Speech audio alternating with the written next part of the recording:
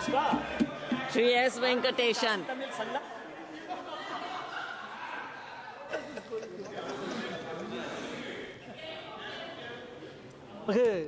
அவைத்தலைவர் அவர்களே, வணக்கம்.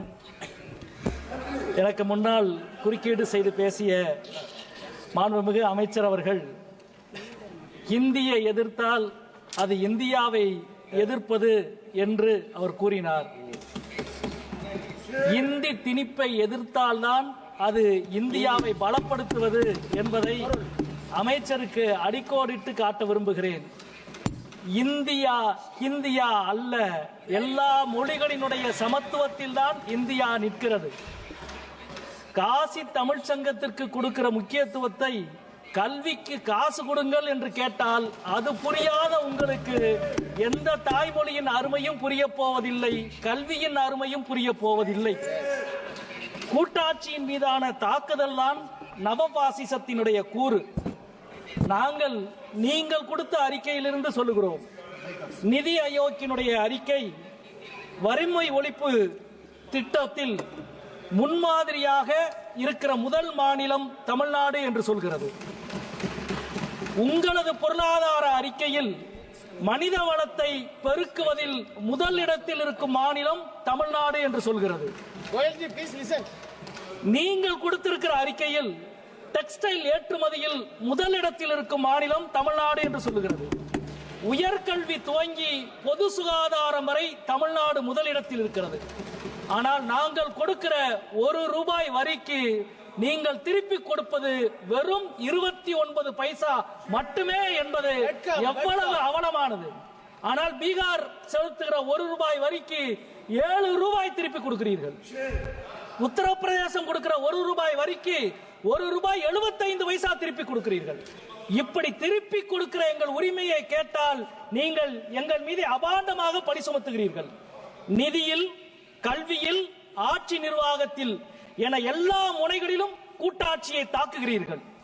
மாநிலங்களை பட்டினி போட்டு பணிய வைக்கிறீர்கள். பட்டினி போட்டு பணிய வைக்கிற உங்களது அதிகாரத்திற்கு எதிராக நிமிர்ந்து நிற்பவர்களை நாகரீகம் அற்றவர்கள் என்று நீங்கள் சொல்கிறீர்கள்.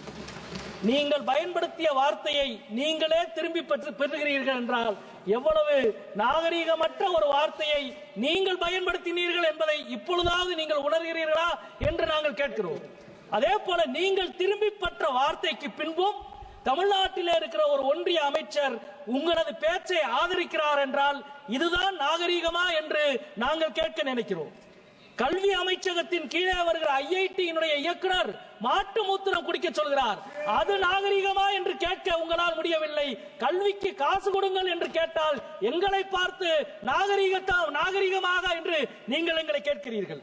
அதே போல இந்தியர்களை கைவிலங்கிட்டு அனுப்பி வைத்தது அமெரிக்கா. அதன் மீது கோபம் வரவில்லை. அதற்கு எதிராக கார்ட்டூன் போட்ட ஆனந்த விகடன் மீது நீங்கள் நடவடிக்கை எடுக்கிறீர்கள். இது நாகரீகமா என்று உங்களை பார்த்து நாங்கள் கேட்கிறோம். 3 வருடமாக பற்றி எறிகிறது மணிப்பூர். ஒரு முறை கூட பிரதமர் போகவில்லை. ஒரு முறை கூட போகாத பிரதமர் இருக்கிற ஒரு அவைக்கு மணிப்பூரின் பட்ஜெட்டை தாக்கல் செய்கிறீர்களே, இது நாகரீகமா என்ற கேள்வியை உங்களிடம் நாங்கள் கேட்க விரும்புகிறோம்.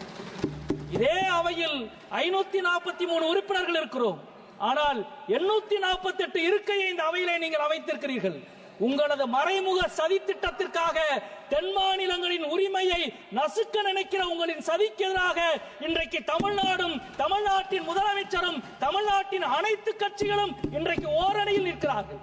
தென் மாநிலங்களுக்கு நீங்கள் இழைக்கிற வஞ்சகத்துக்கு எதிராக இந்தியாவின் கூட்டாட்சியை காப்பதற்கு நாங்கள் உறுதி பூண்டிருக்கிறோம்.